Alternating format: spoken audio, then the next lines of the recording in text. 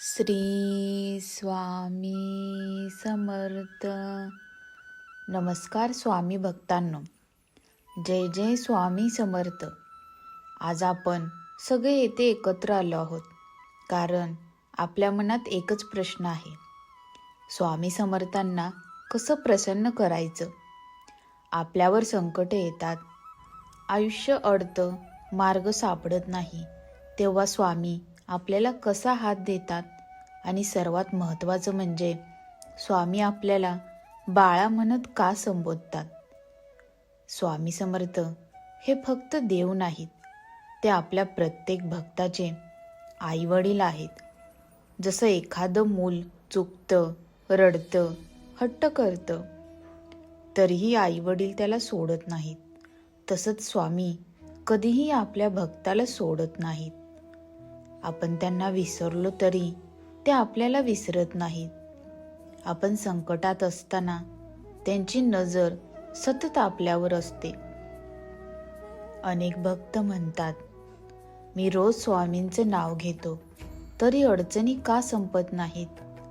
पण बाळा, अडचणी येणं हे शिक्षा नाही, ती तयारी असते. स्वामी संकट देतात ते तोडण्यासाठी नाही, तर मजबूत करण्यासाठी. जसं सोनं आगीत तापवल्यावर शुद्ध होतं, तसं भक्त संकटातून जाताना आतून स्वच्छ, मजबूत आणि परिपक्व होतो.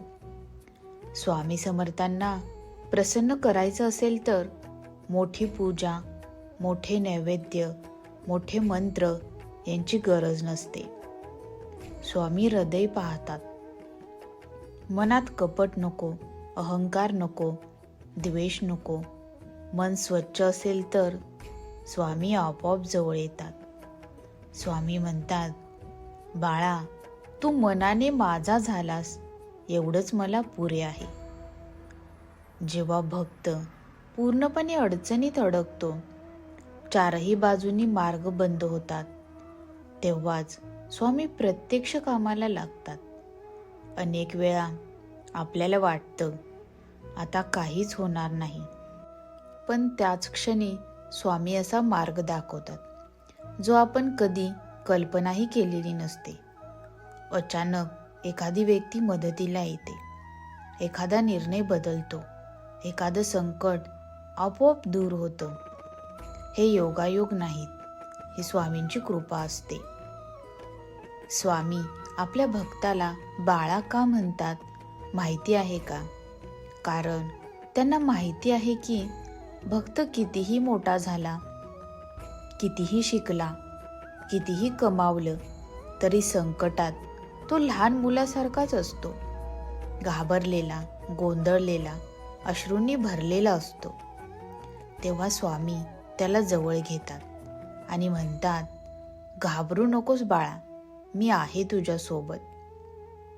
आपण स्वामींना प्रसन्न करण्यासाठी सर्वात आधी विश्वास ठेवायला शिकायला हवं. अर्धा विश्वास आणि अर्धी शंका असेल तर मन शांत होत नाही. स्वामींवर पूर्ण विश्वास ठेवला की मन आपोआप हलकं होतं. संकट आहे पण भीती राहत नाही, कारण आपल्याला माहिती असतं की आपला भार आता स्वामींच्या खांद्यावर आहे. भक्तांनो, जर तुम्हालाही स्वामींनी कधी संकटातून बाहेर काढलं असेल तर कमेंटमध्ये नक्की जय स्वामी समर्थ असं लिहा.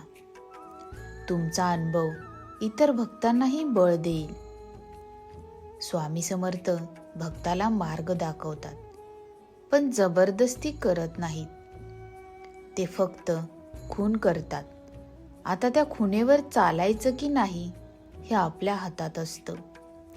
अनेक वेळा स्वामी अंतःकरणातून आवाज देतात, हे करू नकोस, तो मार्ग सोड, थोडं थांब. पण आपण ऐकत नाही आणि मग अडचण वाढते. नंतर आपण म्हणतो, स्वामी मला वाचवा. पण बाळा, स्वामी आधीच वाचवायला तयार असतात, फक्त आपण ऐकायला तयार नसतो.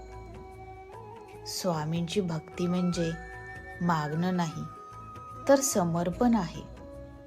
स्वामी मला हे द्या ते द्या असं नुसतं मागत बसण्यापेक्षा स्वामी जे योग्य आहे ते करा असं म्हणायला शिका. जेव्हा भक्त स्वतःला पूर्णपणे स्वामींच्या चरणी अर्पण करतो तेव्हा त्याचं आयुष्य हळूहळू बदलायला लागतं. दुःख कमी होतं असं नाही, पण दुःख सहन करण्याची ताकद येते आणि हीच खरी कृपा असते. स्वामी आपल्या भक्ताची परीक्षा घेतात, पण कधीही त्याला हरवू देत नाहीत.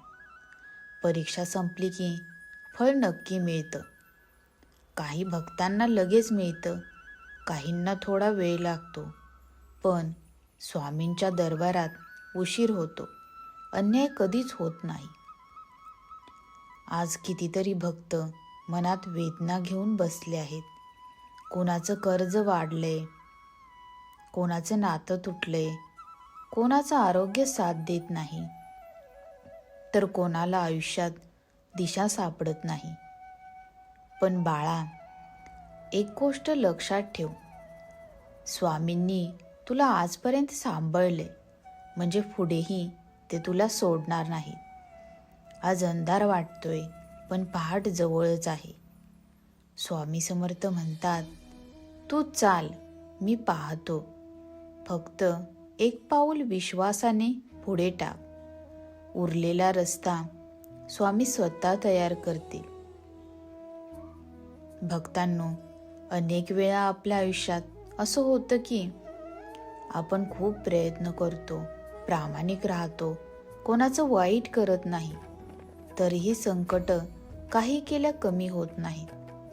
तेव्हा मनात प्रश्न उभा राहतो, स्वामी माझी भक्ती खरी नाही का? माझा विश्वास कमी आहे का? पण बाळा, असं नाही. स्वामी प्रत्येक भक्ताकडे वेगळ्या नजरेने पाहतात. प्रत्येकाच्या आयुष्याचा धडा वेगळा असतो. स्वामी समर्थ भक्ताला कधीच थेट उत्तर देत नाहीत. ते आधी परिस्थिती तयार करतात, संकट वाढू देतात, मन पूर्णपणे थकू देतात, अहंकार गळून पडू देतात. आणि जेव्हा भक्त अगदी आतून मोडतो, आता माझं काहीच चालणार नाही असं म्हणतो, तेव्हाच स्वामी त्याचा हात धरतात. कारण तेव्हा भक्त पूर्णपणे शरण आलेला असतो. अनेक भक्त सांगतात, मला स्वामींचं दर्शन स्वप्नात झालं. पण खरं दर्शन स्वप्नात नाही तर संकटात होतं. जेव्हा कुठलाही आधार उरत नाही, तेव्हा अचानक मिळालेली दिशा, मिळालेली मदत, मिळालेली शांती हेच स्वामींचं दर्शन असतं. स्वामी समर्थ भक्ताला मार्ग दाखवतात, पण तो मार्ग कधी सोपा नसतो. कारण सोप्या मार्गाने गेलेला भक्त लवकर विसरतो, पण कठीण मार्गाने चाललेला भक्त आयुष्यभर स्वामींच्या चरणी राहतो. म्हणूनच काही भक्तांना जास्त त्रास सहन करावा लागतो. स्वामी त्यांना जास्त मजबूत करायचं ठरवतात. स्वामी आपल्या भक्ताला बाळा म्हणून हाक मारतात, कारण त्यांना माहिती आहे की भक्त कितीही बाहेरून कणखर दिसला तरी आतून तो नाजूक असतो. लोकांसमोर हसतो, पण एकट्यात रडतो. स्वामी ते अश्रू पाहतात आणि ते अश्रू व्यर्थ जाऊ देत नाहीत. अनेक वेळा भक्त म्हणतो, स्वामी मला योग्य मार्ग दाखवा, आणि स्वामी लगेच उत्तर देतात, पण आवाजात नाही तर परिस्थितीतून. एखादं काम अडतं, एखादा व्यवहार फसतो, एखादी संधी निघून जाते. भक्त दुःखी होतो, पण नंतर कळतं की तो मार्ग चुकीचा होता. स्वामींनी आधीच वाचवलं होतं.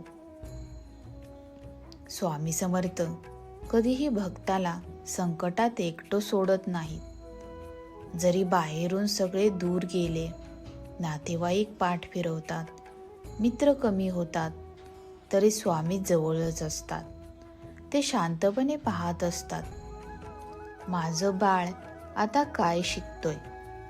भक्ताने एवढंच लक्षात ठेवलं पाहिजे की स्वामी उशीर करतात, पण दुर्लक्ष कधीच करत नाहीत. आपल्याला वाटतं माझी प्रार्थना पोहोचलीच नाही, पण स्वामींच्या दरबारात एकही प्रार्थना वाया जात नाही. योग्य वेळ येईपर्यंत ती थांबवली जाते. भक्तांनो, जर तुम्ही सध्या कुठल्या तरी संकटातून जात असाल तर कमेंटमध्ये फक्त स्वामी मला मार्ग दाखवा असं लिहा. मन हलकं होईल. स्वामी समर्थ भक्ताला संकटातून बाहेर काढतात, पण त्याआधी त्याला स्वतःकडे पाहायला लावतात. आपली चूक, आपला हट्ट, आपला अहंकार, आपली अधीरता हे सगळं दिसायला लागतं. आणि ज्या दिवशी भक्त स्वतःला ओळखतो त्या दिवशी बदल सुरू होतो.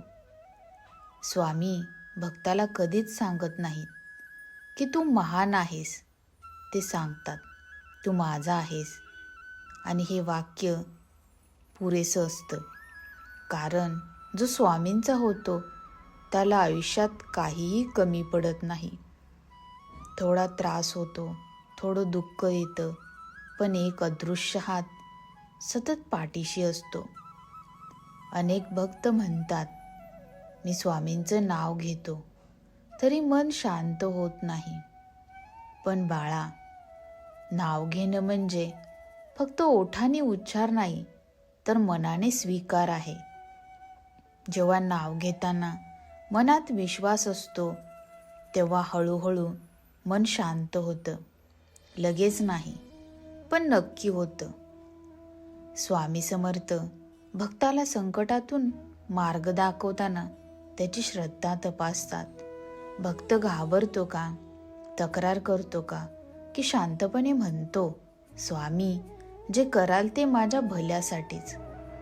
ज्या दिवशी भक्त हे मनापासून म्हणतो, त्याच दिवशी संकटाची पकड सैल व्हायला लागते. आज कितीतरी भक्त असे आहेत की ते थकले आहेत, आयुष्याशी लढून थकले आहेत. पण बाळा, थकणं चुकीचं नाही, हार मानणं चुकीचं आहे. आणि स्वामींचा भक्त कधीच हार मानत नाही, कारण त्याला माहिती असतं, माझ्या मागे स्वामी समर्थ उभे आहेत. स्वामी म्हणतात, तू पडला असशील तर मी तुला उचलायला आहे, पण तू चालायचं थांबवू नकोस.